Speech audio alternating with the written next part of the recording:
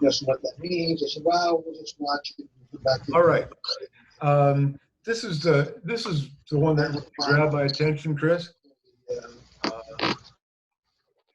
The details of this, the way that it's segmented or sectioned off. This is the lower portion here. No, this is just This special one. bottoms out at around 40 feet below what had been the original or the existing bedrock surface. This would have been the original surface up around this, these perimeter. These are fractured and fairly new fractures. You can see fairly clean fracture there. There's a transition point here where you can see fractures and previously opened. This may be where that Tilt Valley was. Break that already existed in the rock went down a certain depth. This might have been an extension of the Tilt Valley. We don't know. There's a lot of details here that we're still looking at. But at this point here, we have a transition between fracture and this surface texture color. This is a point right here, fracture and old material above, and this detail over here shows the beginning of what I presume to be the boundary of an extremely energetic event that occurred 20 feet beneath building number 4 in 2 places. And we'll get to the topographical charts so that we can look at those. But this again is, this surface down here is not, in my opinion, caused by any mechanical erosion. This is all contained in what appears in the geological surveys to be a 40-foot diameter spheroid shape. So again, looking at the distinct oxides and the broken surface here, old broken surface. Again, old broken surface. Again, I'm thinking this is probably where that valley was. Just guessing at that because I don't. This is all we have to work with. But at this point here, we start having these sculpted out textures. I looked up, I joined a geology group and I posted this picture and a few other pictures that we'll show you on the way down. And I said, what is this? And one of the members of the geology group posted, this is anatexy, A-N-A-T-E-X-Y. And it describes the surface of a metamorphic rock that has been exposed to an extraordinary amount of heat. At that boundary line, the melting or the this where the it's essentially fractured. So this is a boundary line where heat from whatever happened 20 feet beneath the surface, the heat from whatever happened there reached these surfaces, and that's where the heat stopped, or at least that enough heat to fracture the bedrock at that surface. There were other fractures, and we'll look at those in the subsequent graphics. Scroll down. We're not looking, this is not the site here that we're looking at this time, Chris, but there are details here that we'll cover, and I'll come back up to these, dealing with what somebody else described as broken up rock. Here you see there's a blue pumper over here and an excavator over here. They're starting to dig this out, and in one of the damage reports, they say deep hole, and they also say deep hole here, or, well, we'll look down further. And that's towers 1 and 2. Right, this is the south tower, and that's the north tower. This is the remains of building number 6 and building number 7 is over in here. All right, damage report. All right, Dennis. This is a rough damage report, collapsed or heavily damaged in the beige, intact or mostly intact, and then other areas were not inspected. Again, a different rotation. looking at this where it says gone, and the structure underneath the South Tower and the North Tower were essentially gone, and somebody wrote in a deep hole because that's where that excavator was working that we saw. The green means gone. Yeah, the green is gone. Okay. Go ahead, Chris. No, I said, okay, green is gone. You're going to say one more time. Whatever was underneath the World Trade Towers is gone. It's always nice to have somebody let you know something's not there. All right. This is a boundary fence that was put in. This was taken in 2002, I believe. Yes, February 22nd. Second, yeah. Yeah. 2002. Right. And this fence, I presume, was put in because this, which had been bedrock, all of this was fairly smooth bedrock that the towers had piers, dug into a little bit, enough to anchor the towers and whatever building number 7 was, to the bedrock. So this was all sound bedrock. There was no broken up rock before. Well, there were basements for the right, but towers. this is where the basements would have ended. This is the bottom level. This is where the bedrock, where they built everything upon. It's got to be built on solid ground. Yep. So, and underneath Manhattan, it's all bedrock, all granite. Yep, it's called Manhattan schist. Manhattan schist. I'm totally familiar with it, Lorenzo. Good. So you can see the two cavities. The excavator and the pumper are gone. And this is where they said deep hole because they had started excavating. They really didn't mention this one. But you can see here the shadows and the broken up rock, and also in this general area here, they had to put down, and this is all, I'm making this all up.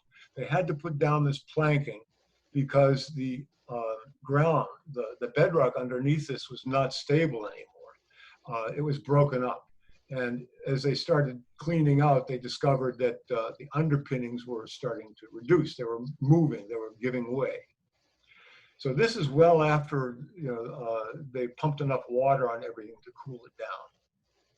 They never excavated further than this that I know of underneath the towers.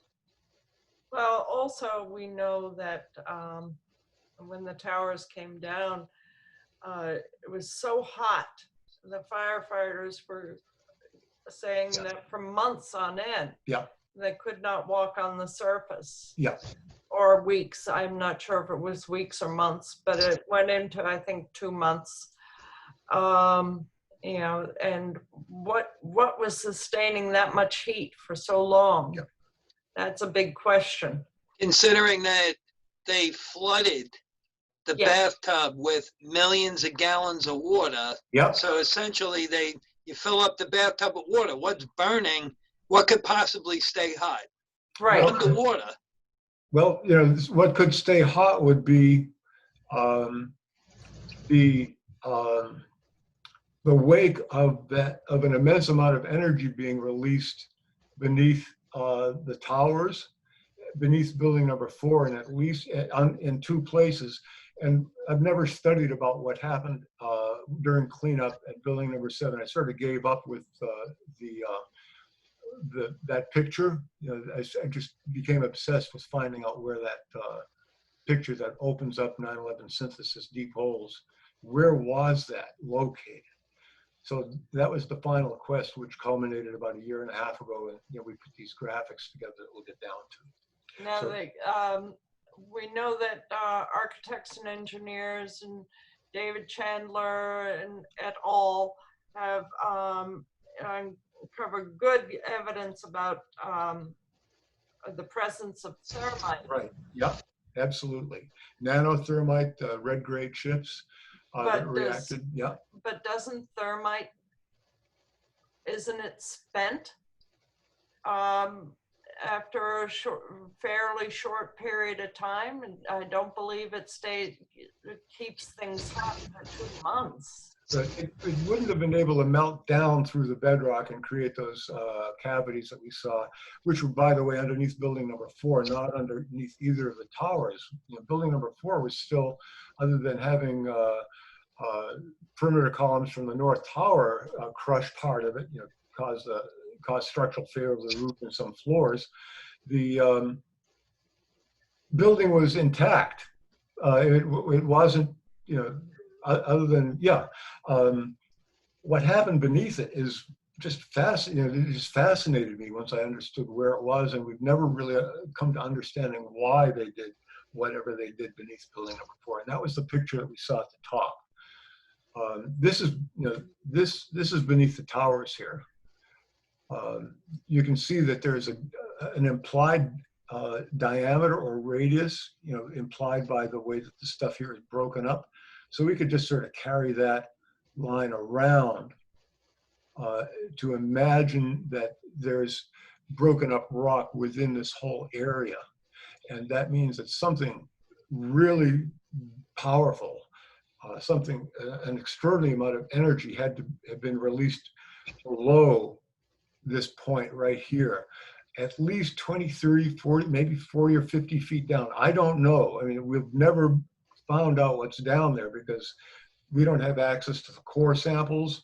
If they drill, we don't have access to any geological survey that I know of that exists for this side. I know that they built the memorial pools here. Why they didn't excavate further? Probably because they didn't want to reveal anymore to the public. I mean, so people are taking pictures, and if you saw what was down here underneath this, if it was anything similar to what we see up here at the top of the page,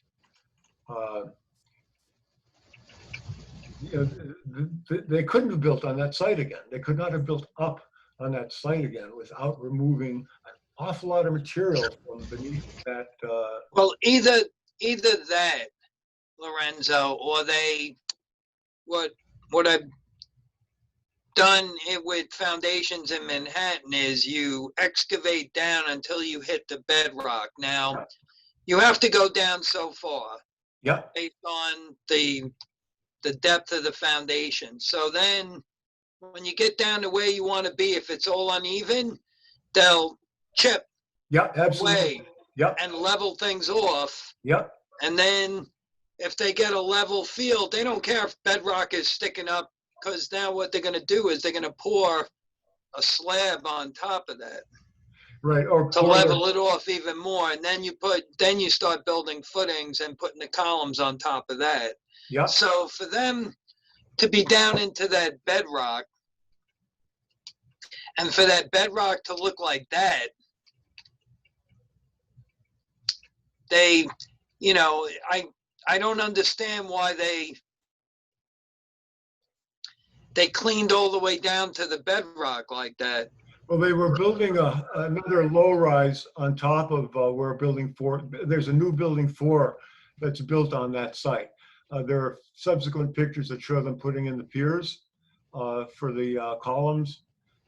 So yeah, they were doing construction on that site. Now looking at that again, those cavities were only 40 feet deep, and well, call them 2 40-foot spheroid cavities. So I'm going to get down to that geological topographic. Come on, silly computer. Where are you? There we go. Right. Remember, you've heard William Rodriguez about the explosions down under, and you've seen in the basement. Yeah.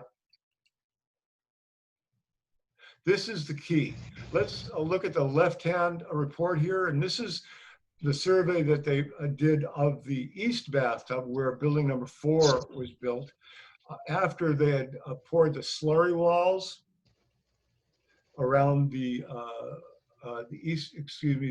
west bathtub, right, the west bathtub. So this is the site that building 4 was on, and this is that what they call a till-filled valley, where they had wood and round, eroded stone, piles of different sizes of stone that had been rolled between the glacier and the bedrock. So everything is like working and shaping each other as this is moving.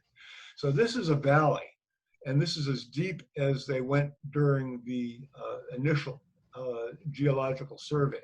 Back in the 70s. Back in the 70s. These, you can see that's a high point there. You can see that it's fairly flat there, so they may have milled that down later. Like you said, you know, it might have been in the way. They might have wanted to bring it down. But these are essentially low points. It's fairly smooth, and it's rising up here again. So that, Lorenzo, that's an original survey of the rock. Yes. During or before the construction of the towers. Well, at least before I'm not sure the sequence, but the building this is prior to the construction of building number 4. Well, the towers went up in what, the 70s? Yes. Yeah, Susan's much more into the history of this than I am. Susan, the towers, yeah, they went up in the 70s. Yeah. So is there a date on that map? No, there is. I couldn't find one, but it's got to be on record in both the city and in the state. So this is part of the evidence. Now, this is just a PDF that we lifted off of the geological report. The 2 PDFs were on different pages. I didn't even notice them. I glanced over them the first time I looked through the report because I was so enthralled with the images that I was seeing, and just like say, I know what that is. I know what that is, and didn't think about graphics that would show me where what I was looking at was. But this is the detail that came to us about 1.5 years ago. And this section over here, this cross section of this cavity, you can see this line where the arrow here is pointing there and there out to this point here. And then there's this overhang. They call this an overhang, and this is and I'm so lucky that we found this. Same again. So this is an expanded, this is made longer than this so that you can see the detail in the cross section better. So this was the original surface. That was the bedrock surface right there, that dotted line.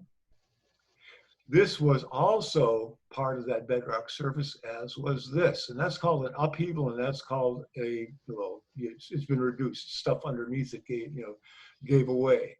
But there's an intact section of bedrock.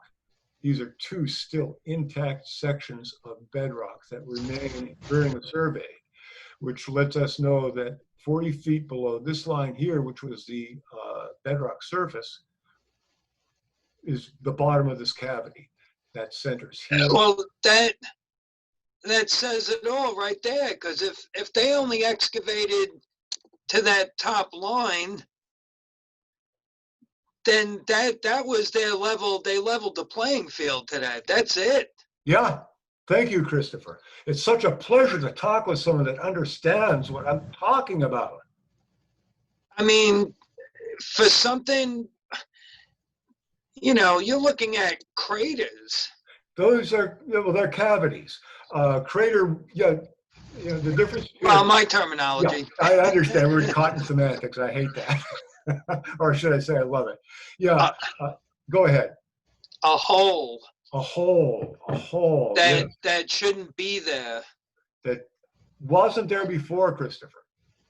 No, it's not shown on the survey, and there's no reason for it to be there because you know as well as I, Manhattan schist is some of the hardest rock in the world. And you literally have to blast that rock to make it disappear. I know, I've done excavation. I work with a road header machine. I work with a tunnel boring machine in the tunnels under Manhattan. And we bored through solid rock 100 feet under Manhattan.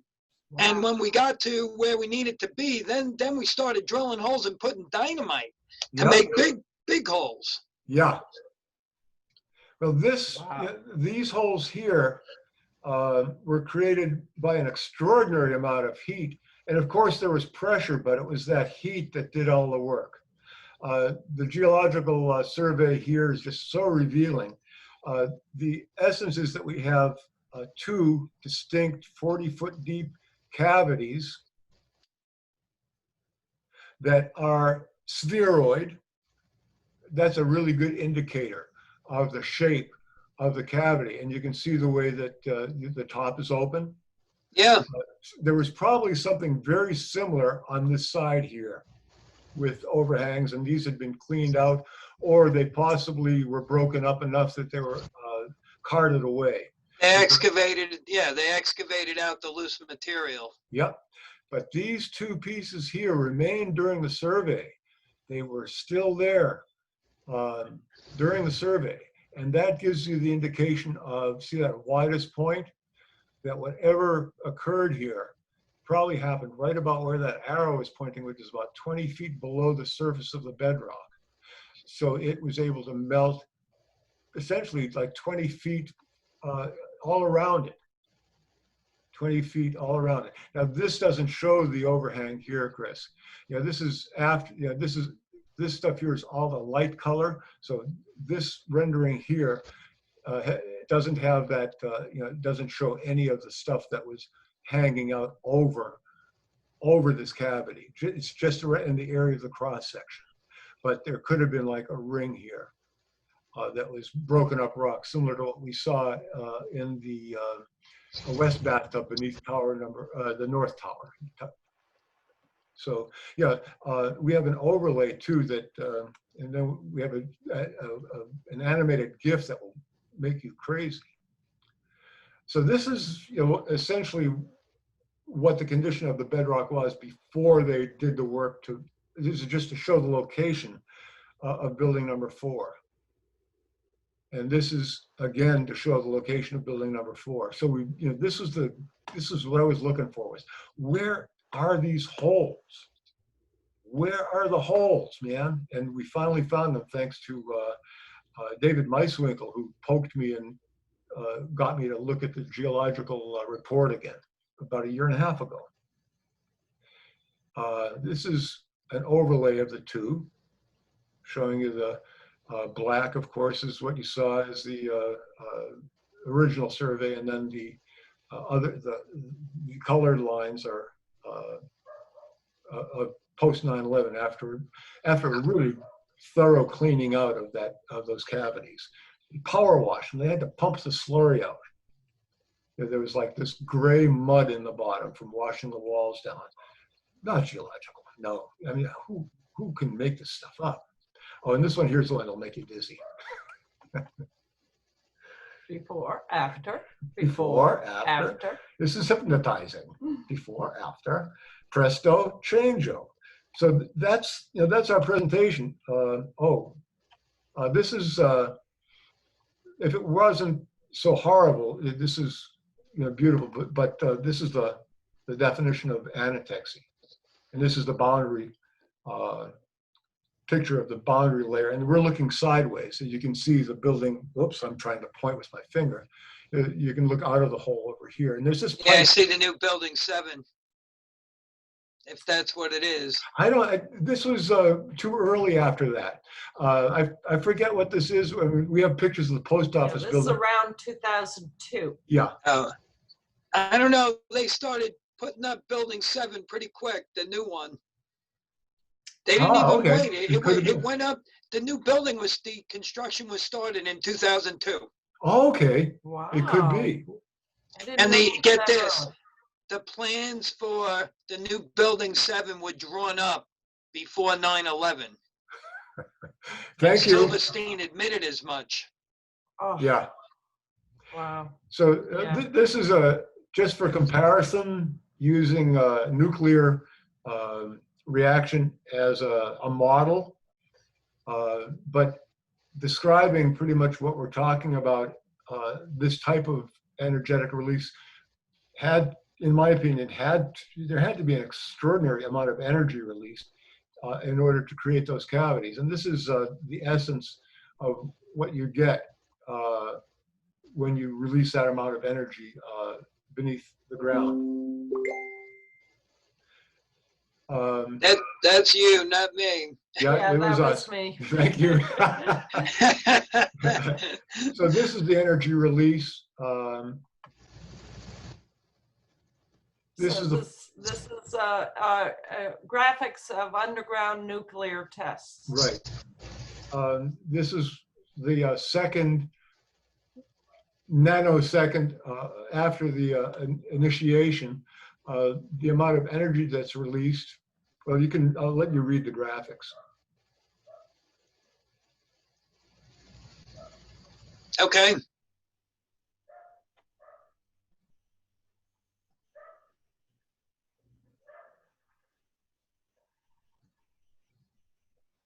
Okay. All right. I understand that. Yeah, and of course, I imagine you're familiar with the, and this is just a model of certain seismological events of the day, but we have some major spikes, recorded during the alleged collapse of these towers that could only be caused that intense. We're talking about earthquake, not a bunch of structural steel raining down. No, it's impossible. It's a different kind of wavelength, from what I understand. Well, I like to use the metaphor. It's like banging on the wall rather than dropping something on the floor. Yeah. So this is a shockwave. This is a major shockwave. And we're talking about 2.1, 2.3 and 2.1 ML. I forget what that stands for. One of the things that I'm having a problem with lately is every time I go, and I frequent Richard Gage's presentations, his surmising that the cavities that we're talking about, the cavity beneath building number 4 could have possibly been a result of the thermite that was used in the destruction of the towers. Thanks. We're trying to get Richard to open up a little bit to the possibility that there were other devices used. And one of looking at the cavity beneath building number 4 lets you know that there was something going on. Looking at the subsidence craters underneath buildings, towers 1 and 2, gives you an indication that something happened down below, very similar to what we were looking at under building number 4. I asked myself, why would they do that? And looking at the destruction of the towers, removing support for the complete, or as much of the core structure that was under the area that would have been fractured, so that the dismemberment was assisted. They had the devices. If you got them, smoke them. I don't know, Christopher. I mean, this is a complex, explosive, top-down explosive demolition to the towers. Very complex. Not just a bunch of explosives or. No, they had to take out the core, and that was evidenced by the falling of the antenna. Absolutely. First. And the canting of the section that tipped. I mean, the floor. I mean, the truss. The truss. Okay, the hat truss is another thing we can talk about at some point. I love to talk structure, so looking forward to another conversation. I was actually fortunate enough to work down at Ground Zero for some of the reconstruction, and they were building the fountains, and I went under the fountains. I went into an area I didn't have authorization, but there was nobody there. It was a construction site. I'm already there, and I went. You were down under the memorial pools? I was under the pools. Holy shit. And I looked at the floor and I was trying to get my bearings. And I noticed that there were some steel columns that had been cut flush with the floor. And I know, the size of the perimeter columns. Yeah. And I'm looking at it. And I was like, it dawned on me that these were the columns of the towers that they had just cut flush with the floor. So I don't know what, I'm down low. I'm definitely in the basement. I'm definitely down to the footings where the columns were embedded in concrete. And I actually took pictures. I don't know where I put them, but I have pictures of the, I don't know if it was the North Tower or the South Tower, but it was the remains of the steel columns of the building. And then I look up and you could see the bottom of the fountain boxes, because that's all they are. They're just big boxes hanging. Yeah, they're what are they, 5 or 6 inches of water in them? Yeah, not much. Not much. Wow, Christopher, for the longest time after I finally discovered the location of those 2 cavities beneath building number 4, I had, I did some writing, and one of the things that I wrote, I don't want to know who they are, but I want to be one of them. I wanted to go down underneath building number 4 into those cavities and play the blues or something. I mean, it was like one of these things I just became obsessed with for a while. I don't know whether the cavities still exist underneath building number 4, but you're talking about getting underneath things and looking at them and being there. Yeah. You just brought that memory back for me. Thank you. I'm sure they're still there. They've probably been filled in with concrete, and now they have buildings over them, so you can't get at them. The only way they're going to remove those cavities is to just bring the whole level down. They have to cut them down to like a level area, make them disappear. And I got a number of, we could go to it, but what they did was they cleaned them out and chipped them out as much as they needed to for the new planned building. So we do have pictures of that section being, the forms and piers are being poured. That's what I was going to say. They're not going to take out any more material than they have to, because everything is money. Now, at the same time, concrete is very expensive, and if anything, they would have filled it with crushed stone first and then done a slab after they did the, I mean, I don't believe that they would have wasted that much concrete unless they. Sometimes they do. Sometimes they'll just pour the concrete freely, wild. They'll let the concrete run wild. We're talking about 40-foot diameter cavities of concrete to bring it up to a. They can't. They have to be very careful if they use loose material, because it has to be compacted. Right, absolutely. And so crushed stone. Yeah, compact, 4 to 6 feet. Yeah, I'm just really curious. I would love to find out. Well, I'm still here on the planet. What is down there now? And I'd love to be able to see that they kept that. Those cavities. But you have the surveys of the cavigees. Yeah. So there's no denying, and you have pictures that there's no denying. And I'm real curious to get a geologist's opinion on the strata, what he's looking at in the rock, especially that one picture where you could see how, it's got a texture and a contour to it. That's pretty amazing. Yeah, it is. 1 second here. Do we still have the 9/11 synthesis page up? You mean because yeah, I know granite has a texture to it. Manhattan schist has a texture to it when it was formed. When it's fractured, yeah. And this, you could see the strata in the granite. Yeah. And that I don't know if that looks like a naturally formed strata or something caused it. So a geologist would be able to answer those questions. You need an expert. Go ahead, you close it. Okay, I'm going to ask Susan to navigate because she's better at this than me. No, we're looking at photos. Okay. Yeah. And albums. And deep hole. And I see the hat truss. Yeah. Oh, there we go. Okay, now we can just use the arrow to scroll. Let me see.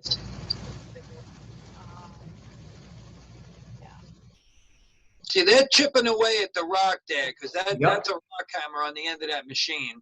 Yep, we're okay, sweetie. Okay. That's big enough. We don't need to see the finer details. You can see okay, that's the bedrock surface, the original bedrock surface here.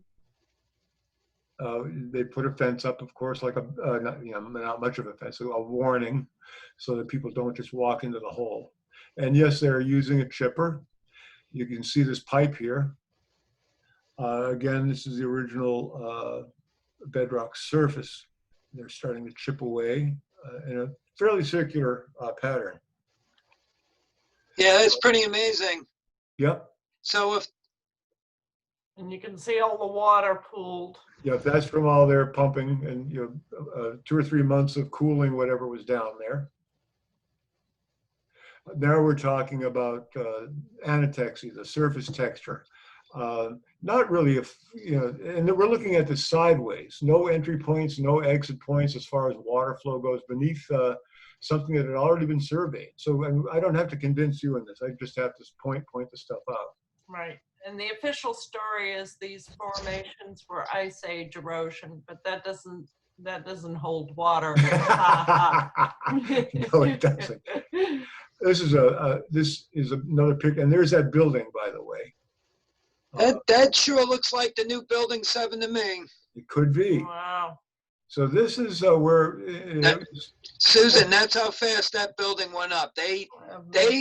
I was working down there doing street reconstruction, and the memorials to the people with all the pictures were up on the fences still. Yeah. And Wow. they were putting up, that's how fast they were putting that building up. The memorials were still there. They hadn't even finished the cleanup and they were putting that building up. Wow. right. They didn't build another trapezoidal building. That's correct. I can see that. Yeah, that was the flat side, and then they had the park to the right of that. Looks very much like the Prudential in Yeah, Boston. It does look. Yeah, it does. Mm-hmm. But Yeah. it isn't a square building. It does have. It is essentially a trapezoid. It's just a different kind of trapezoid. Now we have no clue what that pipe is. Maybe as a construction worker, you can fill us in. Is that important, or we can ignore it?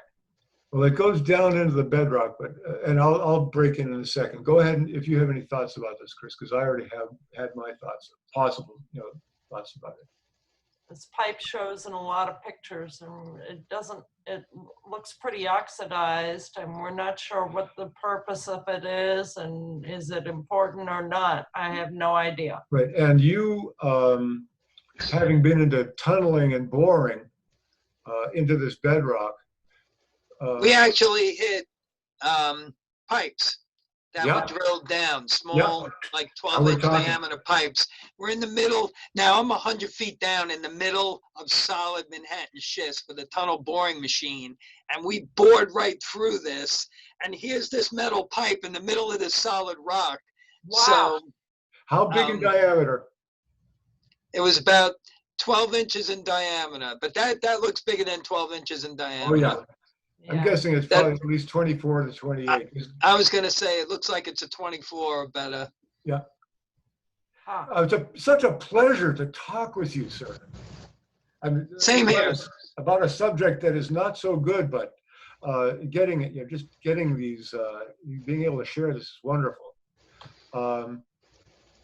This is the one that we share with Danny Steele. That's where, the cleft rock, where you can see the difference between fractured sections and where overhangs or sections might have been hanging, sticking out this way. But you can see that this is essentially the end of the fracture zone where they've taken and chipped or carved larger sections away.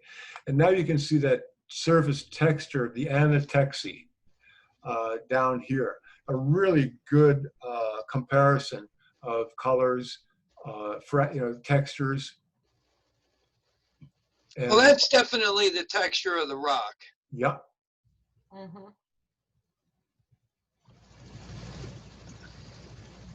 Now we're getting down into the deep, and this is the same stuff. This is that same cavity beneath building number 4. Yeah, that's definitely the strata of the granite. Yeah, you can see the veins running through it. Yeah.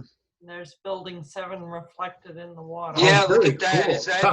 I had never paid attention to that before. That's crazy, Susan. It's wonderful, Mhm. wonderful. So we have a direction on that. That's good. Thank you. Very cool. The ghost of the new 7 is lurking in the shadow. Yeah. Yeah. Like all these crumbs, man. This is some of the rock, the wonderful round rock that fell into the cavity as they were excavating and washing it down. Then some wood fell, a bunch of stuff came into the cavity as they were cleaning it up. More texture. Yeah. Yeah, I mean, you can see a number of cross textures and cross veins around here. And like cave drawings. Yeah. This, again, is in my opinion, a really good example of that anatexy, or the fracturing of the surface, the spalling of the surface at a thermal boundary. Yeah, you need a geologist to explain do. some of this. What's naturally occurring, and what was done as a result of maybe exposing it to, like you said, some kind of energy. Yep. Some kind of energy. A lot of people like to talk about directed energy, and I say, yep, there was a lot of directed energy to get 9/11 done, man. They really had their acts together. Again, that rock looks like it's been melted. Mm-hmm. I'm not really. Yeah, I mean, it could be. It could up near the top. Yeah. I'm the jury is out for me on this one. I really can't analyze this one either way, because I'm seeing what appears to be moss or other old growth, or other textures and colors on it. I'm not getting that it's like as fresh as the other stone that we are really confident was a boundary, like a thermal boundary surface. So I'd love to hear a geologist and physicists and geologists are what we need. Yeah, you do. It's all speculative on my part. Oh, mine too. It's totally speculative from here. Again, this is the slurry that they were pumping out as they were washing the cavity. I don't know whether they're using high pressure or just washing and brushing, but this is the stuff that flowed to the bottom of the cavity as they were, yeah, they're cleaning it all off. Yeah, and they pumped the stuff out. They had pumpers, some pumpers. Again, near the end of the clean out. Again, a really good definition between fracture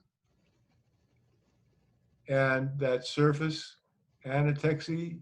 So right around in this line here is where that bulge probably was, and this is where those overhangs were that they had to break away. You can see all that chipping, and you can see that there's a difference in form and texture at this point. Yeah, absolutely. And this is about the depth of the belly.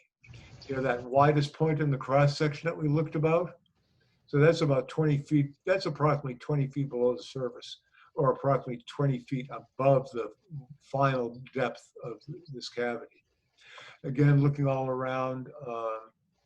You can see at the base, you can see how the rock is all cracked.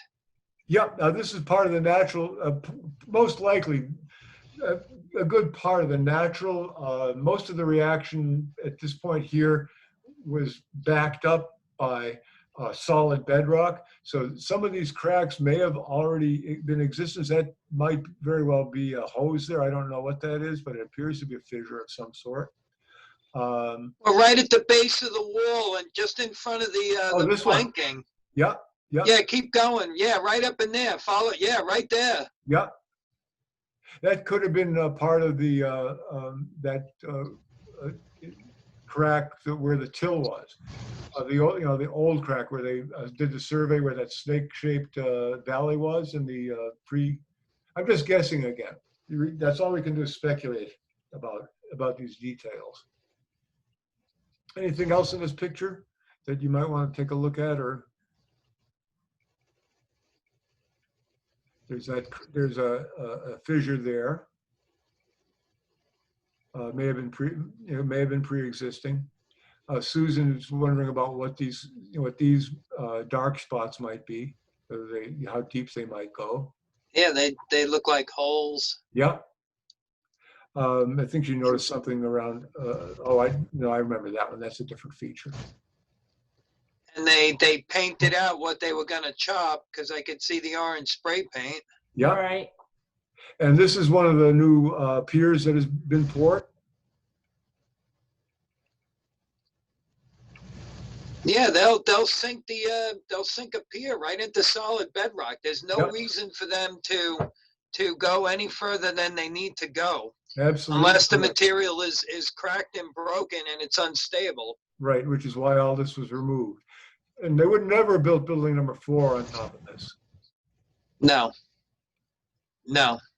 Okay, this is where that ladder was, and you can still, this gives you a really, that's like the original picture. I mean, this just shows you again about the original form, the colors and textures. Scale. Yeah, and the scale. There's about Enormous. 12 inches between rungs on the ladder.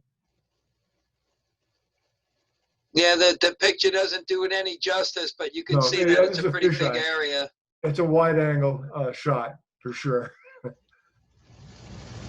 This is the overview. This is a much better rendering of it, and you can see where all the fracturing, the chipping has happened.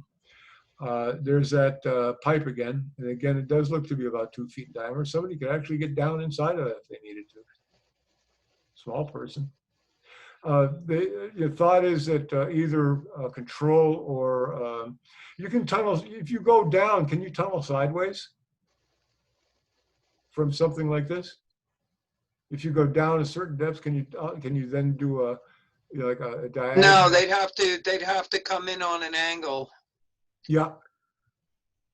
So I was just wondering why that. I was still wondering why that's there.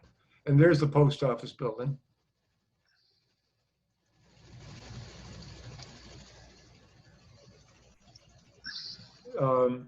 The site of those, one of those holes is located on, centered on the east wall of building number 4. The other one is centered right about there.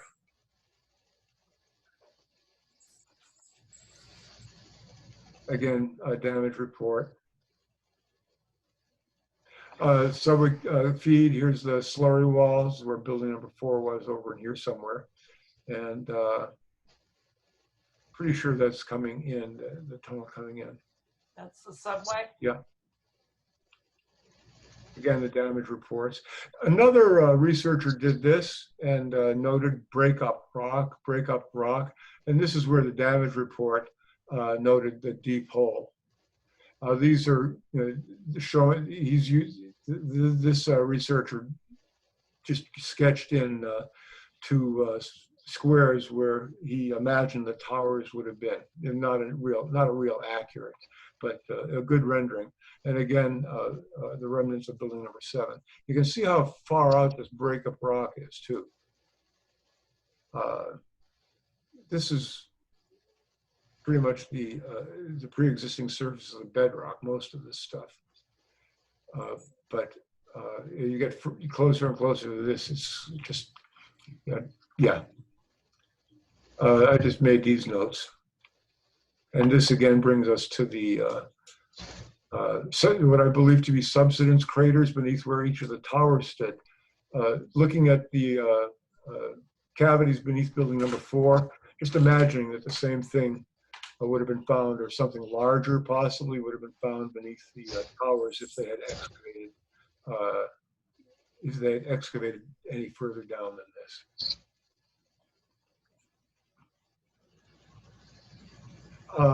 Google Earth actually had a really neat thing that you could sweep your cursor across, but this is I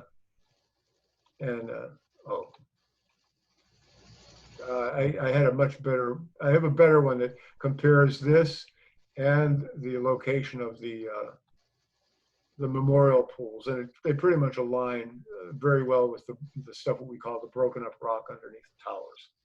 So again, talking about different depths and different energetic releases and the effect that they have.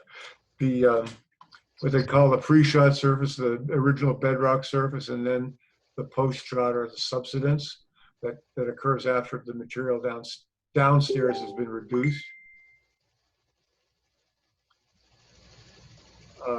I just grabbed some graphics offline somewhere. I don't even know what this one is. I don't know whether it's I don't know. I just thought it was cool. Sorry. Area 51. I liked the way that it was so. 10. Yeah, I thought it was very artistic, just artistic. I look at things artistically first, then technically. Again, pre-shot surface, and there's upheavals like we saw in one of the cross sections. And then there was that side in the cross section that we saw that had actually caved in a little bit. Again, we're back to the beginning of the cycle. So that's pretty much our presentation about the deep holes, and it's so good to have somebody that we're on the same page with. It's very interesting to see, these gigantic holes, when you put them in context and overlay them with the foundations of the buildings. Yeah. Yeah. Yeah, that was really good. So. I could share that with you. I'm pretty sure we have it in here somewhere. I have a link to it. What? To the Google Earth, that we can actually do that Google Earth thing. I'm pretty sure I have it in the files, in the Google files. Showing before and after 9/11? Yeah. Hey, can you get to the group files from here? I'm not a Mac. I'm a Mac man. She's a PC woman. Yeah. I have to kind of start over again. Oh, wait a minute. Here we go. Okay. Files. Yeah. Files.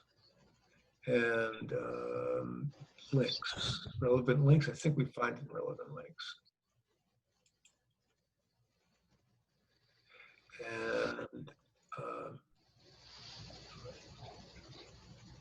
slide down a little bit more. Or, I mean, more on the page.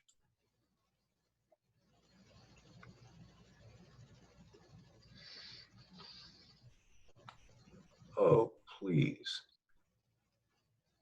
No, it's not here yet. Let me look slow. Oh, there it is. This one right here. Right here? Yep. Oh, I love screen sharing. This is so cool. Check this out, Christopher.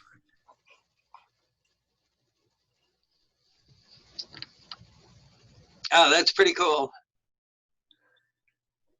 Now you can, if you put your finger in the middle of one of the memorial pools, and I'll draw my cursor back over it, you'll see that it's near the bottom of the ramp there, where what I presume to be planking to shore up the surface, to stabilize the surface. And this right here, so I can't use the cursor at the same time, but where I'm crossing right here. I see it. See the dark? There's the pool, and then see the dark? That's the shadow line cast by that, what they call the deep hole. Yeah, it's right on the edge. Yep, right on the edge. And I draw it back over. So this is in the group files. You're a member of the group, so you could go right into the files and look for any of this material, any of these links, and add them to your bookmarks if you wanted to demonstrate this sort of stuff. And we could message you the link if it's easier. I think I saw them on there. Yeah, pretty cool. Just comment on the wooden planking. Yeah, go ahead. They probably put the wooden planking down, and you could see it under the crane. They were moving that crane around, and it's called a crane mat. So they probably put that planking down everywhere so the crane could move around that area. The crane's not staying in one spot. Right. Well, if it had been stable bedrock, they wouldn't have needed the likelihood of them needing to put that down, because no, they would have to put that down. Even on exposed flat bedrock. Yeah, they're not going to put it on rock, because a crane has to be on a level surface because of the loads involved. Right. Are you talking about? It can't teeter-totter. Right. They have to have outriggers and jack points. Well, if it's a crawler crane, it's a tracked crane. I think that was a tracked crane. So got it. So you know what I'm talking about. I know what you're talking about. It's a crawler. Yeah, a crawler. It's not a cherry picker. That's a that's a high capacity crane, Yeah. And they're gonna put that on a. They'll build up that surface with planks, and then come in with the crane mat, which is like 12 by 12s. Right. Well, remember this was at the bottom of the ramp too. Yeah, they'll build it up. They're not gonna put that crane on rock. No way. Well, I'm still. So that would be protocol. Right. Gotcha. Absolutely. When they drive it in, would they drive it on the bedrock? No. They would put a mat in wherever the Yeah. wherever this. Yeah, and they'll assemble it right on the crane mat. Wow. And you're talking about a crane with its own built-in ballast so that it can counterbalance? Yeah, they'll what they'll do is the ironwork is put the crane together. So they'll come in with the tracks. The tracks are separate. Then you got the main part of the crane, and then the boom section comes in, and then you have the counterweights. They actually use a crane to build a crane. Right. Wow. So they'll use the small crane. They'll use the cherry picker. Now the cherry picker is different, but the cherry picker can roll down on whatever they want. And then what they'll do is they'll just put the cribbing under the outriggers. Got it. Very cool. Yeah. Wow. So that. Go ahead, Christopher. This is very interesting material. I had never really seen the holes until tonight. I appreciate your receptivity and your knowledge about your intuitive or whatever it is that you've got. It's just really good to be resonating harmonically with someone as much as we are. Lorenzo, I know all about Manhattan schist. Excellent. And for that hole to exist like that, something that they didn't build a building over that hole. No way. Yeah, and we're looking at building number 4, which is right where's my cursor? Do you have pictures of what building 4 looked like after the attack while it was still standing? Somewhere. They're available all over. Well, I don't know where they're available right now, Christopher. They're somewhere. I might have a picture of building 4. I know there are people out there, who are claiming that the building was damaged before the towers came down. I don't know if it was 4, but some of the buildings in the complex were damaged. They were talking about building number 7, of course, early in the morning. Stairwells coming out. That guy Barry Jennings. Yeah, Barry Jennings. Thank you. That's why he had to go, because when he said he was coming down the stairs and there was an explosion, and it knocked out the floor in the stairwell. Yep. And he said that was before the tower came down, because he was looking out the window and the tower was still there. That kind of testimony, that was not in the commission report. They couldn't put that in there. There's so much that we don't know, and so much that we can imagine. And going one step further, beyond my synthesis, where we're at least dealing with what appears to be evidence. The culmination of the collection of evidence, the surveys, the pictures, and of course the eyewitness testimony about explosions and the seismographics of the morning. There were so many events going on, and I wonder again what occurred, what the sequence of demolition on building number 7 was. Did they have similar devices or device beneath building number 7 to remove global support for the core structures, or was it a much more conventional demolition where they just took out the core columns sequentially?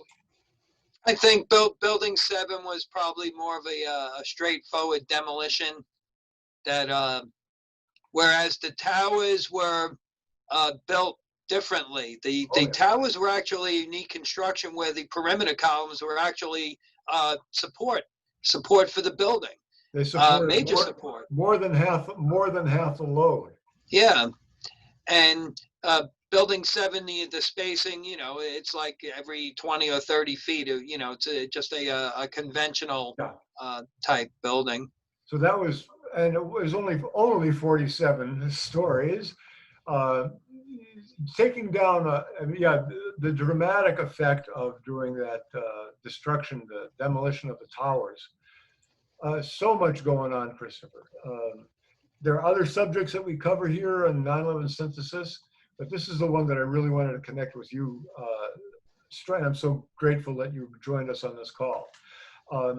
We talked with Richard Gage and Andy Steele at Architects and Engineers. We're in agreement that we need to have geologists, physicists, seismologists, and we're hoping that with your support, we can encourage Richard to look outside of the box a little bit more and not tout thermite and nanothermite as the only devices that were used in the destruction of the towers. The possibility that the core structure was taken, essentially the support for the core columns being removed by whatever happened down below might have been a part of the planned destruction of the buildings. I have a hard time, that's about the only thing that I really had a difficult time with listening to Richard about the persistent fires down below. Stick with the proofs. The thermite is there. The red gray chips are there. The iron microspheres are there. This is all proof of what happened. Right. That's undeniable. Yeah, undeniable. What I really like help with is getting, because Richard's the superstar in this. I mean, he's out there. He's working hard at this. I just want him to be telling the truth. This is. Oh, Hold on a second. He's definitely consumed by it. He's been doing it so long, and he's just such a tremendous figure. Yeah. To be doing something like this, the energy that goes into that, and to just be talking about 9/11 all the time, it takes something out of you, because it's so horrible. And well, we want to share the load. We want to share the load over here. I told him on our last conversation, he was on the 1 or 2 Zoom calls ago with Andy Steele. And we told him that, okay, you're looking, oh gosh. I don't know. The essence was that I have ADHD, so it's a squirrel.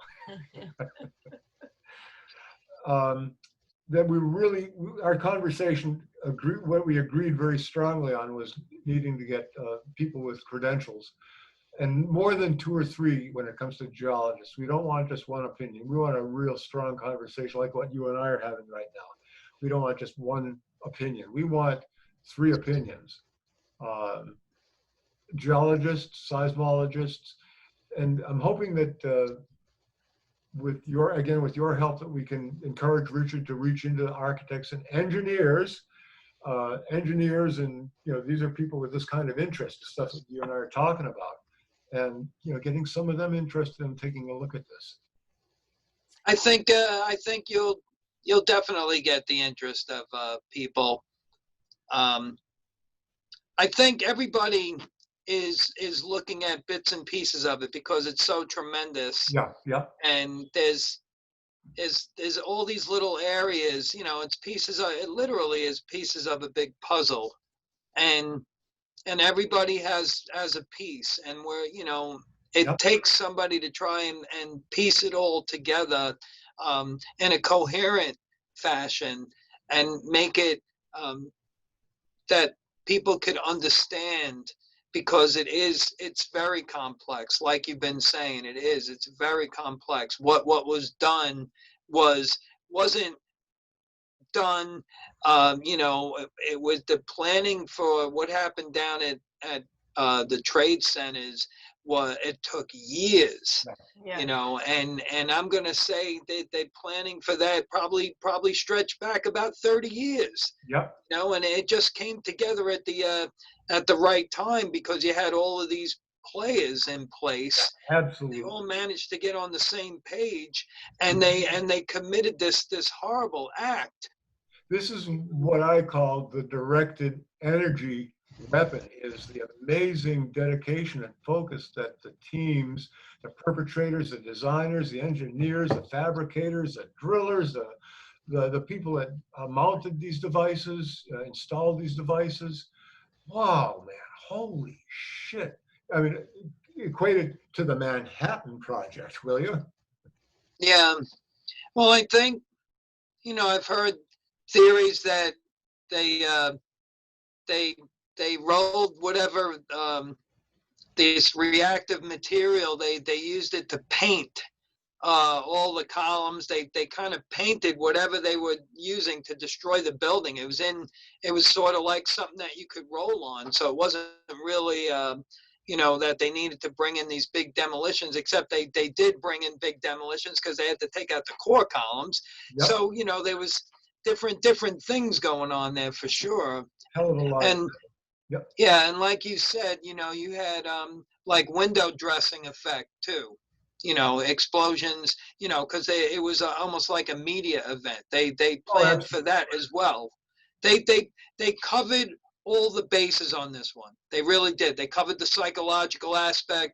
They covered people who are seeking the truth, how they were going to try and, they came up with this term truther, like it's a bad thing, like the truth is a bad thing. Yeah. That blows my mind away. Me too. Yeah, absolutely. It's very Orwellian. Yeah. When you think about it, it does. It blows your mind away that they could conjure up such evil, but you have to get past that. Well, part of me has to really get into it in order to understand what it was that. Oh gosh, when you start imagining, like, take the Pentagon for instance, and have you looked at the Pentagon sorties page on 9/11 synthesis or in the website? Briefly. Okay, well, that's the sort of complex stuff that we're talking about, and of course the media complicity in having the greatest percentage of the witnesses testifying to seeing a Boeing passenger or airliner crash into the Pentagon, for instance. Oh, good thinking.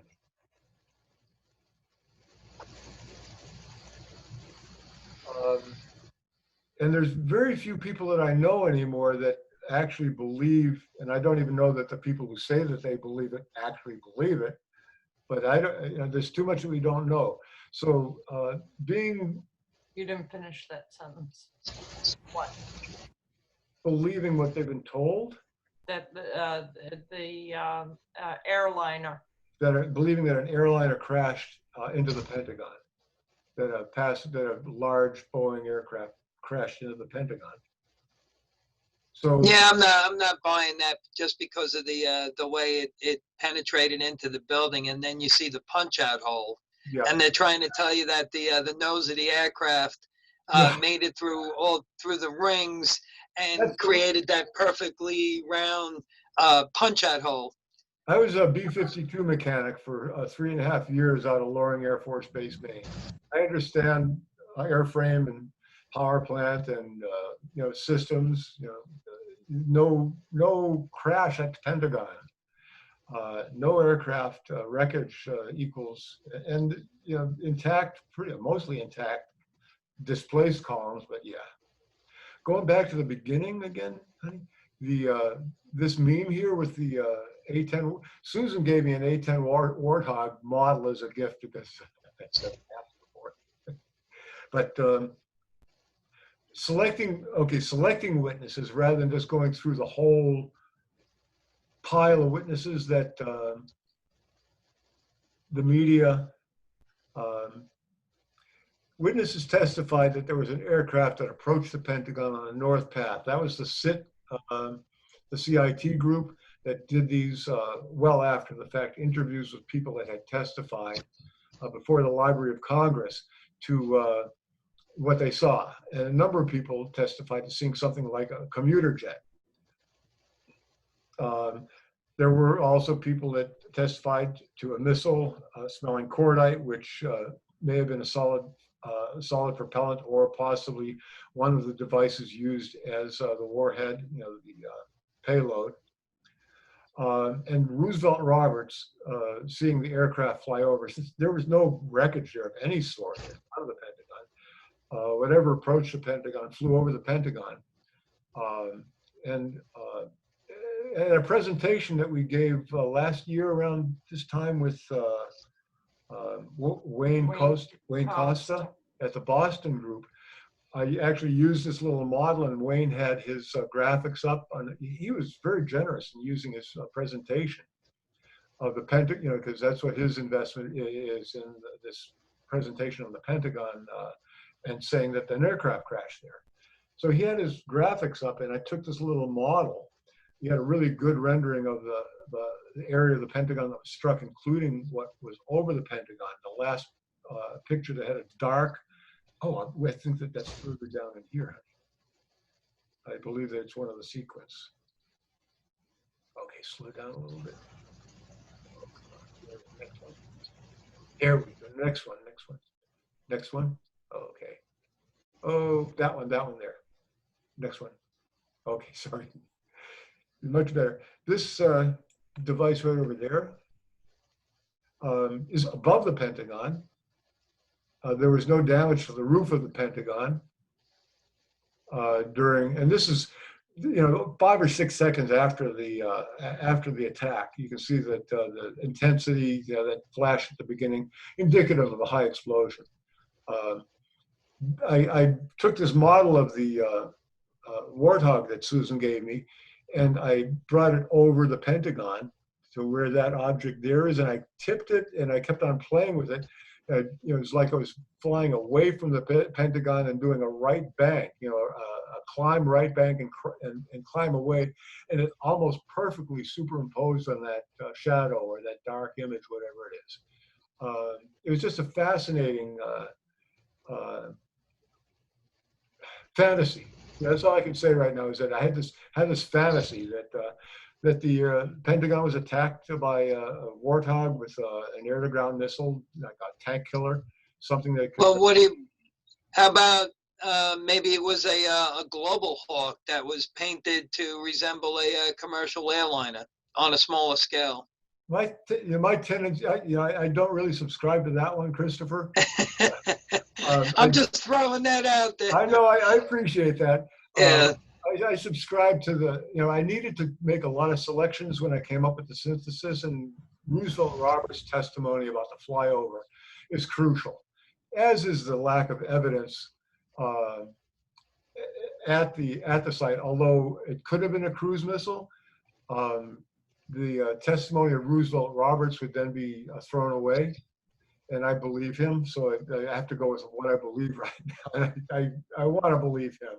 He was a police officer at the Pentagon. His testimony was given before the,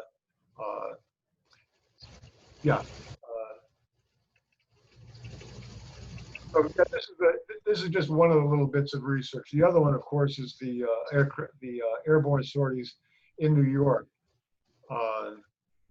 and the use of an incendiary to ensure the ignition of the jet fuel upon impact.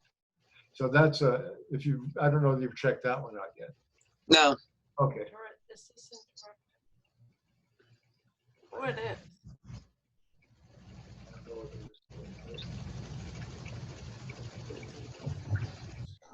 On the morning of September 11, 2001. Do you want to go through this? Oh, it's only 3 minutes. Okay. Pilots. Yeah, Rob Balsamo's, he's a bit of a, I don't know, grump. But he's good. But he's good. He does good work.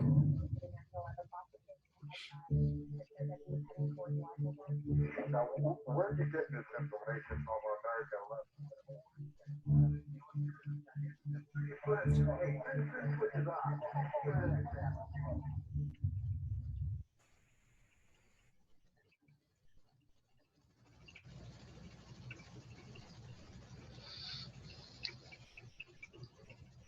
When discussing airspace surrounding our nation's capital, often the restricted airspace referred to is the prohibited areas around the Capitol building and the White House. We have to look further out. This is known as Class Bravo airspace. It is a highly controlled airspace in which you need a clearance to enter, including two-way radio communication and a working mode C transponder that reports your altitude. New York and Washington, D.C. both have Class Bravo airspace surrounding their hub airports. New York covers JFK, Newark, and LaGuardia, while Washington covers Baltimore, Reagan National in the middle, and west to Dulles. American 77 was lost from radar when its transponder was shut off at 8:56 a.m. This is 10 minutes after the first tower strike, and 16 minutes after Washington was notified to keep an eye out for suspicious aircraft. Danielle O'Brien at Washington TRACOM observed a fast-moving target penetrating Washington Class Bravo. She wasn't notified of the events in New York, yet Washington Central was advised. Why was this information seemingly intercepted from getting to TRACOM controllers in Washington? Had Miss O'Brien and her colleagues been advised of the events in New York, would she have been more alert to have the target penetrating Washington Class Bravo intercepted? Or would it have gone out to the Langley fighters who were over the Atlantic? If the unidentified target reached Washington, D.C., certainly Pentagon aircraft defense could have played a role if April Gallup is correct. Some have argued that the Pentagon would not have such a defense because the mission is so close, an aircraft departing and arriving could inadvertently be shot down. Those who make such arguments aren't familiar with how the national airspace system works. Most aircraft arriving into Reagan National are well known of their intentions prior to even departing their origin airport. Those that are well known of their intentions prior to entering Washington Class Bravo, 30 miles from Reagan National. Those who don't communicate and perhaps have their transponders off, that is your target. Aside from the fact we already know it's impossible for an aircraft to have caused the physical damage at the Pentagon based on witnesses filmed on location and data provided by government agencies, an unidentified aircraft should not have been anywhere close to the Pentagon. It appears the interceptors were intercepted. Yep. Always one step behind the curve until the objectives were accomplished.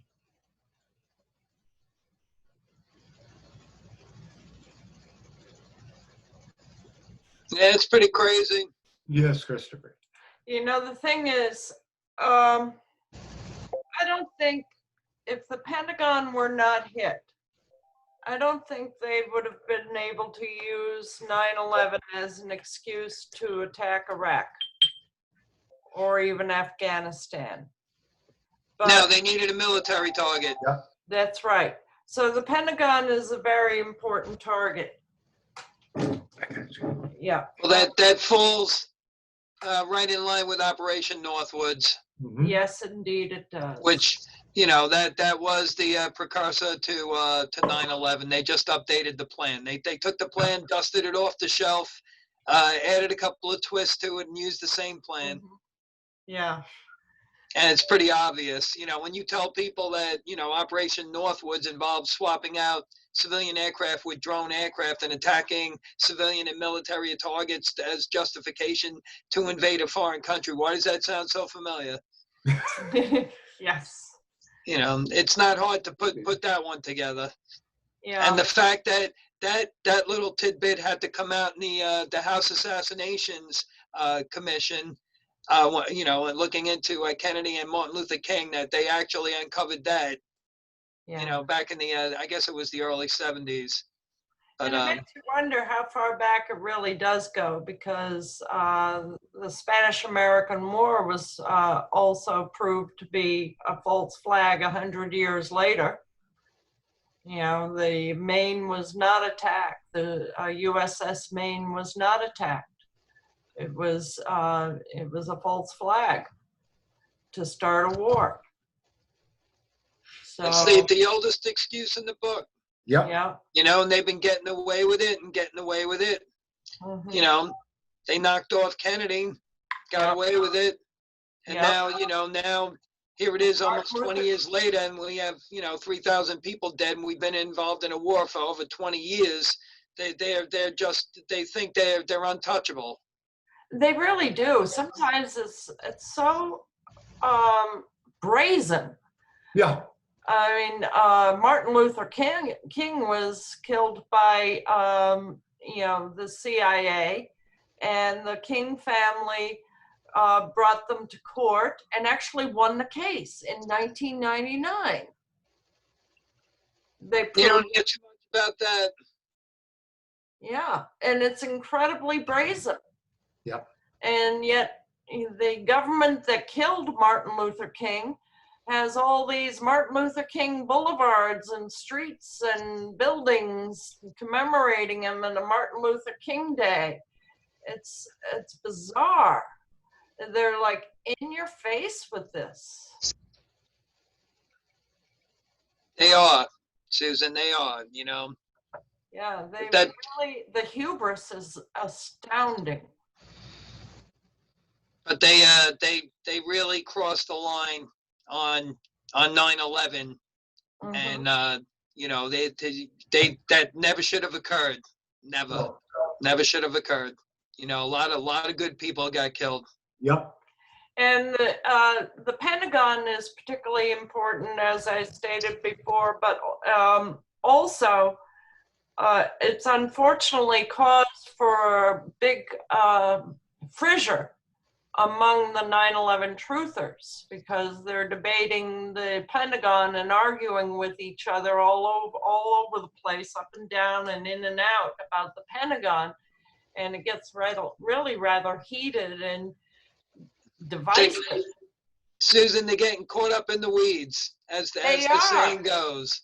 And, I keep coming right back to, I don't know what happened at the Pentagon, but nothing should have hit the Pentagon. That should be enough for you. Yep. Nothing should have hit the Pentagon. They were well warned with the attack in New York, and the Pentagon is arguably the most surveilled building in the United and defended. Surveilled and defended building in America. And we only get one blurry video of this attack. Yeah, it's ridiculous. They had an active. That's all you need to know. Why argue about the weeds? We shouldn't, Susan, and people have to stay on point here, okay? Our best hope is with the letter for correction from NIST, and to get the lawsuits, see the lawsuits through, and the trying to get the grand jury to impanel, to be impaneled. That's our best hope.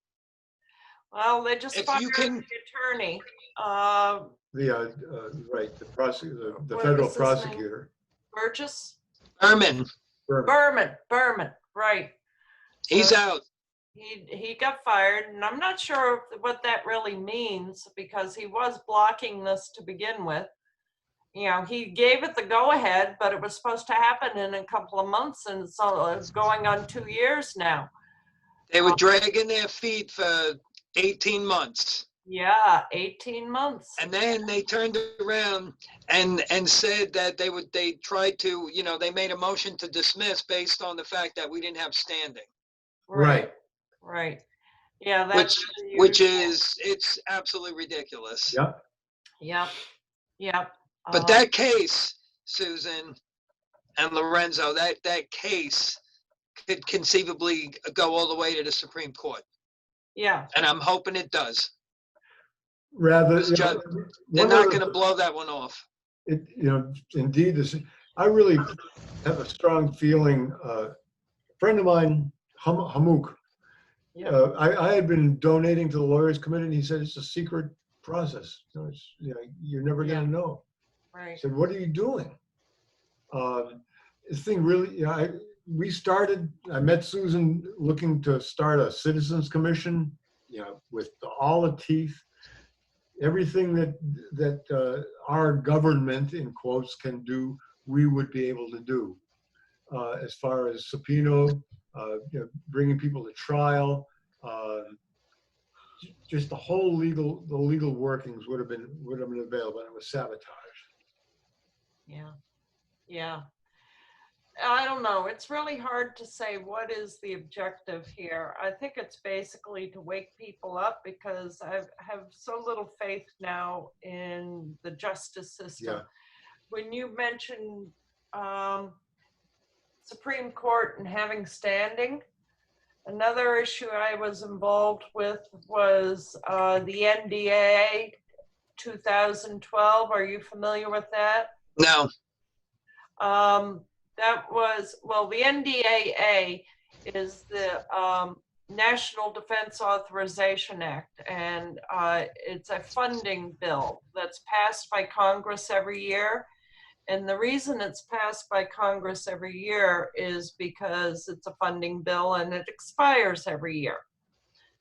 All except for the policy sections. The funding sections expire every year, but the policy sections stand.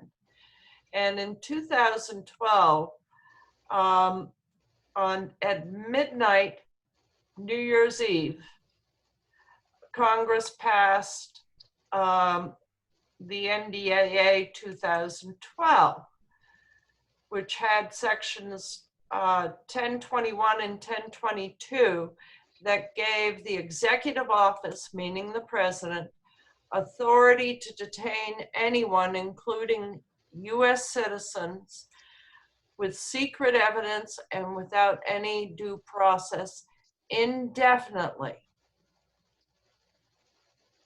So that basically overrules the Fourth Amendment, Sixth Amendment. You know, it's just, it turns the United States into a banana republic where anybody can be disappeared because of the decision of one man. Right. Now, nobody got excited because at the time, President Obama was the president. But alarm signals went up for a few of us saying it doesn't matter because this is a policy section and it doesn't matter who the current president is. This stands for all future presidents, you know, and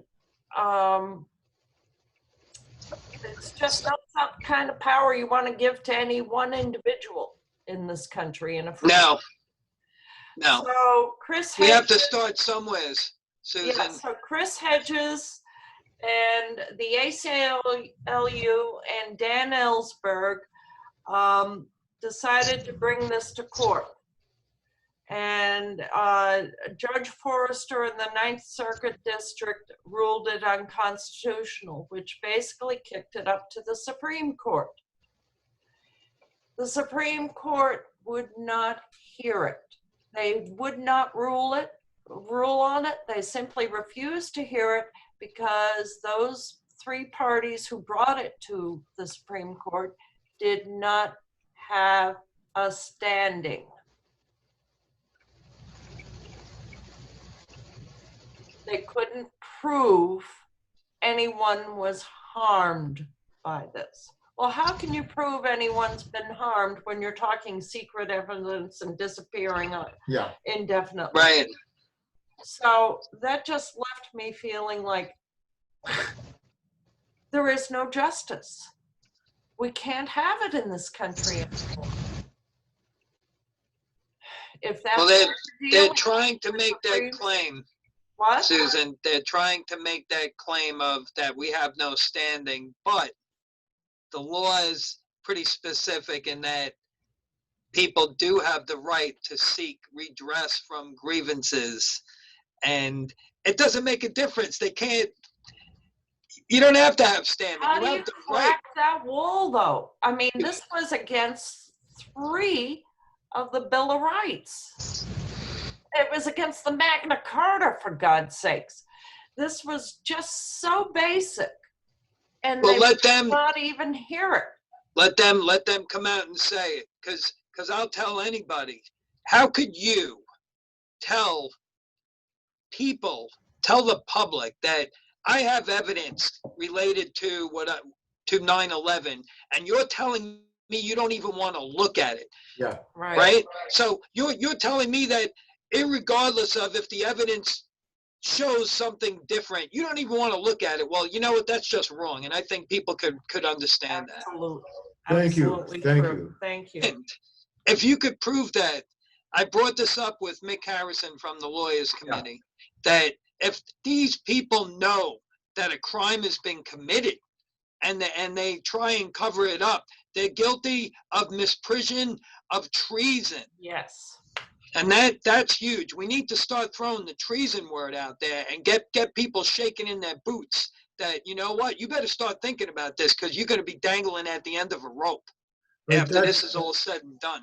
Fundamental complicity. If you know something and you don't say something, you are just as guilty. You're just as guilty. Absolutely, Lorenzo. Absolutely. Yeah. So, pardon me if I get a little excited. Hey, it's so good to be with you today. Yeah, excuse me too if I get a little bit carried away. Yeah, I know. You're probably just as passionate. You keep it under control. I'd like to just get back into music and art and dancing and stuff like that, but it's our future. It's our children's future. It's our grandchildren's future. This is just too important. It is. This is something that you can't let go. Yeah. You can't let go. If when I tell people, look, if I spend the rest of my life chasing this, that's what I'm going to do. This is my mission in life. Yeah. I've come this far. I should have been dead 3 or 4 times over. You know what? So this is it. Yep. This is it. Christopher. You like Chris or Christopher? Christopher when I'm in trouble. Lorenzo when you like me. All right, Lorenzo. It's good chatting with you guys, and thank you very much for showing me that. I told you that's the first time that I'm seeing in depth, no pun intended, about the official story doesn't hold water. Right. No. Here are some holes they left out of the official story. Yeah, that's some serious holes. Definitely. So, you let this percolate in your head for a while. We're going to be holding, see who comes on. We're trying to figure out how to get this out there. It's been difficult to get people to understand what we're seeing and the consequences of what we're seeing. So yeah, please, Chris, let this percolate in your head, and if you have any other questions, we're going to have this Zoom call, same time, same place, every Tuesday. Same bat time, same bat channel? Yep. Yes, exactly. Okay. So there may be other things you think of in the meantime that you want to raise for a future meeting, and we'd really appreciate that. One more thing, which has to do with the Lawyers Committee. Are you in contact with them at all? Yes, all the time. We need all of, I don't know whether David Meiswinkle or Mick. Meiswinkle, I think. David Meiswinkle, Meiswinkle, Executive Director. And Yeah. Mick Harrison? And Mick Harrison is their Litigation Director. Yep. So I presented this to them. They have the whole geological survey. As a matter of fact, David was the person, again, that poked me towards one of the people that wrote the survey. He said, if you disagree with the survey, then he replied to an email like it was cryptic. If you disagree, then contact Ms. M.S. Moss. So I Googled Ms. Moss 9/11 and came up with the firm that the organization that did the surveys. So David is responsible for me finding that pretty much, because I probably wouldn't have looked there again hadn't he prodded me. And it was, again, cryptic, but once I saw that, Susan will attest to the fact that I went through the fucking roof. Yeah. Blood pressure went way too high. I finally found what I was looking for, and that can be a real problem sometimes. And and the rest is pretty much history on that one. This needs to be shared in a way, if they don't get it already, if this is not part of the evidence that they're working with, whether they're able to go. I'll bring it up. But David is very receptive to everything. That guy's into everything. Well, yeah, I just have.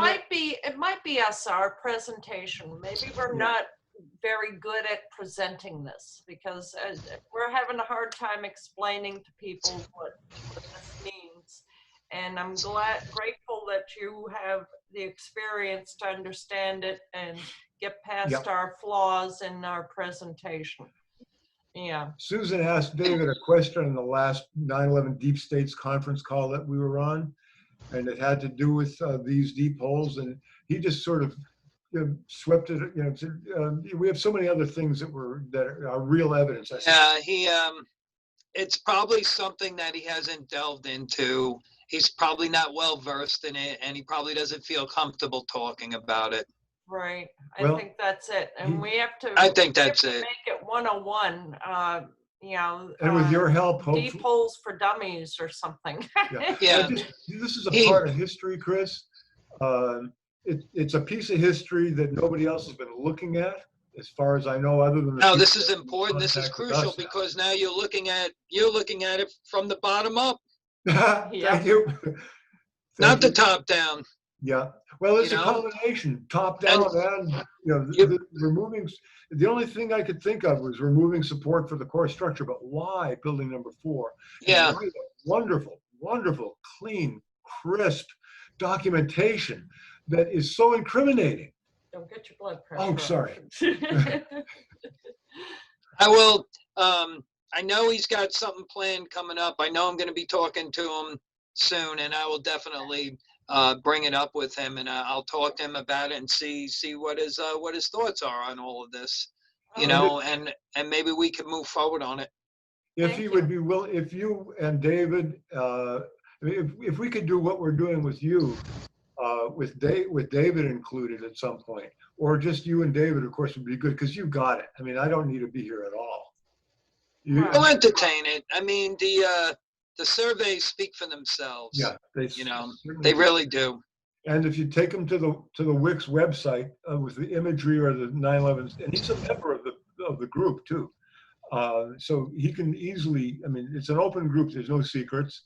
So if you wanted to check out you and David wanted to check out the images on 9/11 synthesis, it's a really good compilation of images of the deep holes beneath. I'll show him that. I know what you were saying, that Richard Gage is kind of he's narrowed his focus as to one cause, but yeah. I'm with you. I think that there's several methods of bringing those buildings down. They employed different techniques. Yep.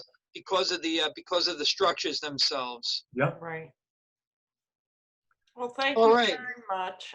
It's well thank you. My bedtime. I'm no spring chicken. I got to get to work tomorrow morning. Okay. All right. Thank you very much. And it was. Hope you'll join us again. I will. It was a pleasure to come on and speak with both of you. Very nice to meet you. Very nice meeting you and talking with you. Thank you. All right, Lorenzo. The Susan, best you have a good night I've now. had yet. The best time I've had yet.